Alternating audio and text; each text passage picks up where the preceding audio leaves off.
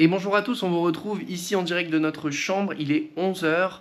On va avoir un peu d'attente avant de prendre le bus pour Espelette. On s'est levé un peu tard ce matin, on a un peu fait la grasse matinée, on s'est reposé après 2 journées bien remplies avant-hier et hier, avec la visite de Saint-Jean-de-Luz hier qui s'est soldée par un très bon repas avec un menu complet, entrée, plat, dessert au Victor Hugo, adresse à recommander sur Bayonne. Donc maintenant, nous allons partir en direction du jardin japonais de Bayonne en attendant notre bus pour la visite d'Espelette. On va prendre le bus à 12h30 pour Espelette et en attendant un petit moment de calme et de ressourcement dans ce beau jardin japonais.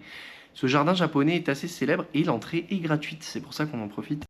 On a acheté des petits magnettes qui rappellent du coup les villes où on est allé, à coller sur le frigo ou sur d'autres endroits. Ça c'est Biarritz et la Côte Basque avec Bidart qu'on a visité hier. Magnettes. Pour les magnettes, on vous recommande la marque Marcel. La marque Marcel, c'est une marque française qui a été créée en 2015 et qui crée plusieurs types d'affiches, de posters avec des cadres ou sans les cadres. Également quelques magnettes et en fait c'est tellement devenu célèbre qu'il recrée quasiment toutes les villes de France. Vous avez Toulouse, vous avez Carcassonne, vous avez Angers, Paris, Troyes et même des plus petites villes comme les Baux-de-Provence ou Porquerolles ou plein d'endroits différents. Le design est vraiment cool, donc honnêtement si vous voulez avoir de bons magnettes avec certes, le prix qu'il faut mettre dedans, 5 € le magnète, c'est pas donné. Mais avec quand même de très beaux designs, de très beaux graphiques. Et en plus, c'est français, donc cocorico.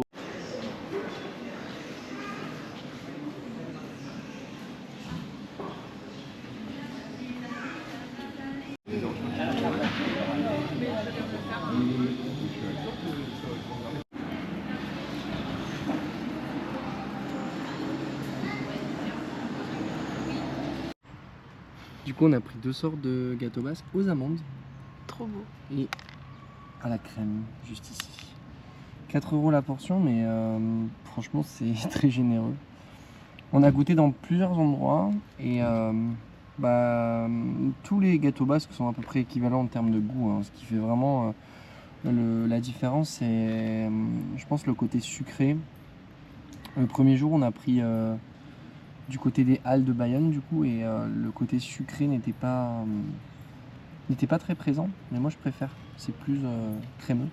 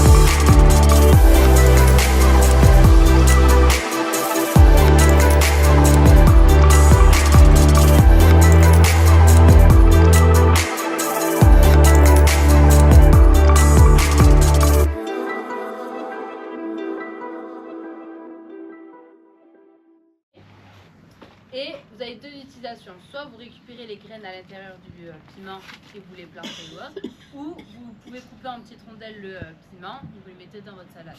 Septembre, c'est vraiment on a les premiers piments. C'est ça que tu disais, comme je disais, le four, tout y est. Ah oui, comme là d'ailleurs. Oui, il est d'origine polonaise. Oui, ses grands-parents. Oui, il est d'origine polonaise. Oui, ses grands-parents. Et en 2002, on va avoir l'AOP cette fois-ci, et ça c'est le label européen, c'est l'appellation d'origine protégée. Magnifique. Mais ils ne seront pas tous prêts en même temps. Les premières fleurs sortent en juin, mais ça continue de fleurir sur un même plan.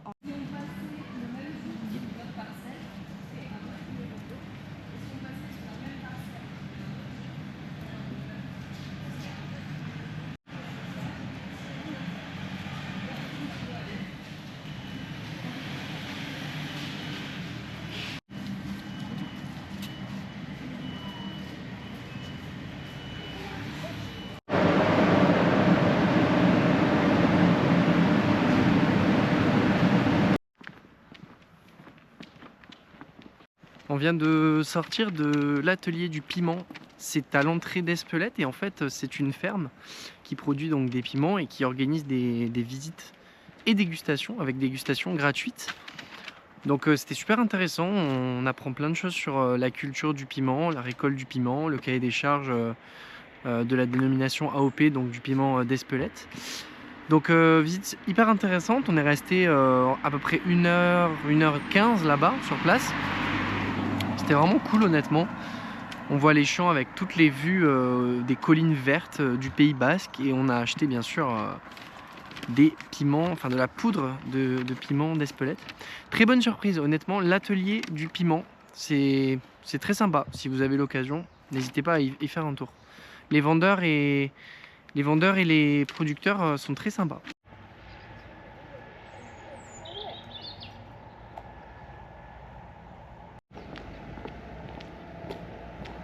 Moi je pense qu'on va vivre ici. Oh regarde. La maison s'appelle Chacha.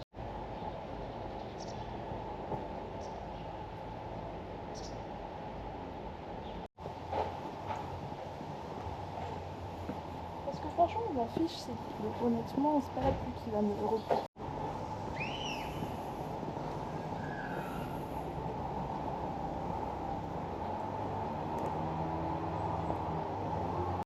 Et bonjour à tous, on se retrouve ici en direct de notre chambre d'hôtel. On vient de se réveiller, il est à peu près 9h, 9h30. On a mis le réveil ce matin parce qu'on va partir en direction de Sar. Sar, un petit village dans l'arrière-pays du Pays Basque qui est connu pour plusieurs choses.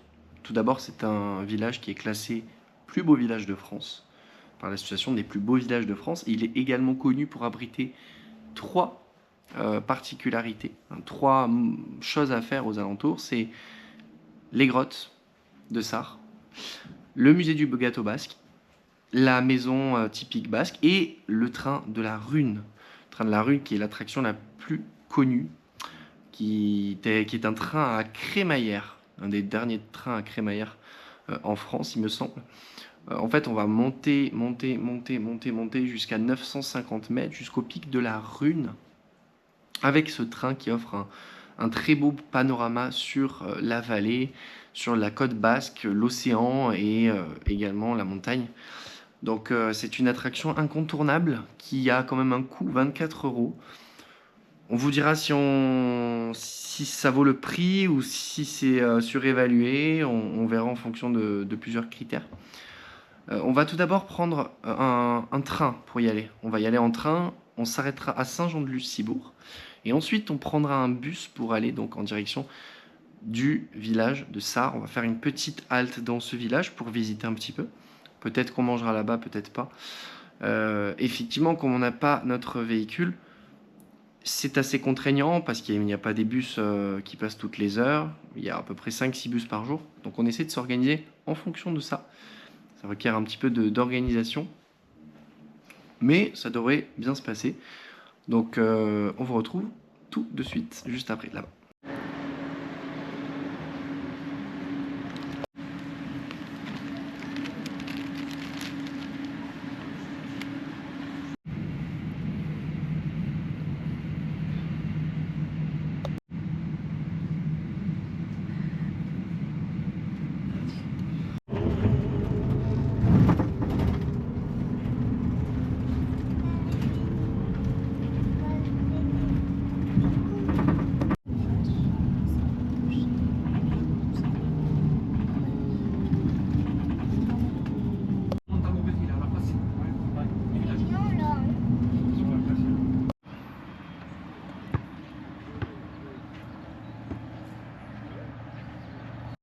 Du coup là on vient d'arriver à Sarre en prenant le bus, ça n'a pas duré très longtemps, on a mis à peu près 30 minutes pour le train et à peu près 20 minutes de correspondance à Saint-Jean-de-Luz et ensuite encore 30 minutes de bus. Comme vous pouvez le voir derrière nous, les paysages sont de qualité. On est super content d'être ici, il fait super beau et du coup on va aller au train de la Rune mais un peu plus tard. Là on passe 2h30 ici et ensuite on redescendra à pied pour aller jusqu'au train tranquillement.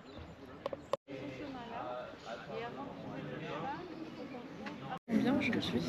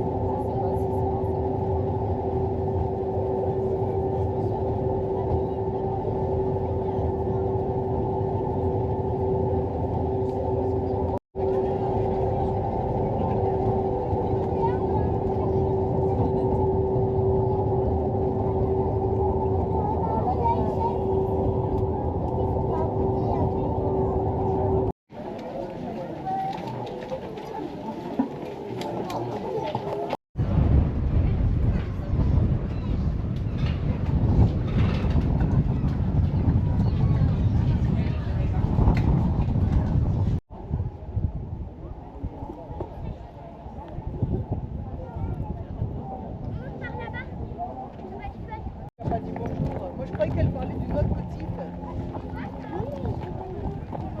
Je vais parler avec lui.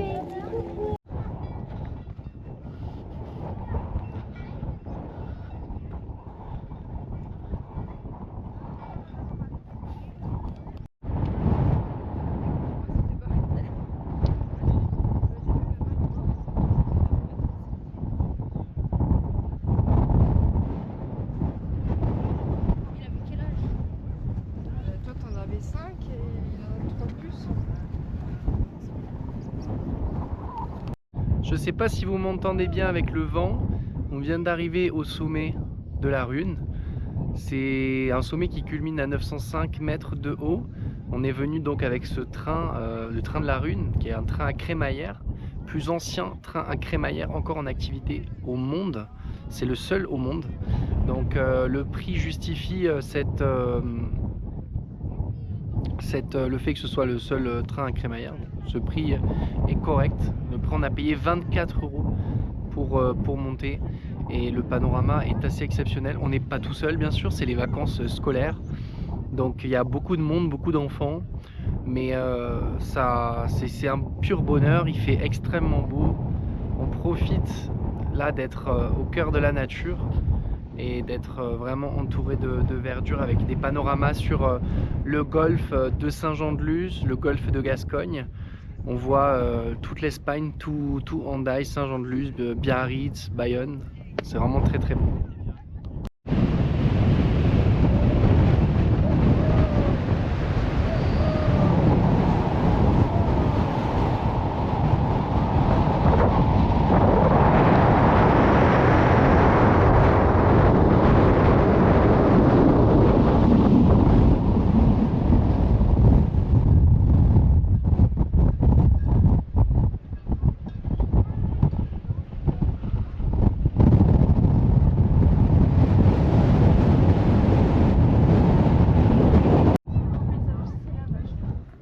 Avec le coucher de soleil, ça doit être incroyable.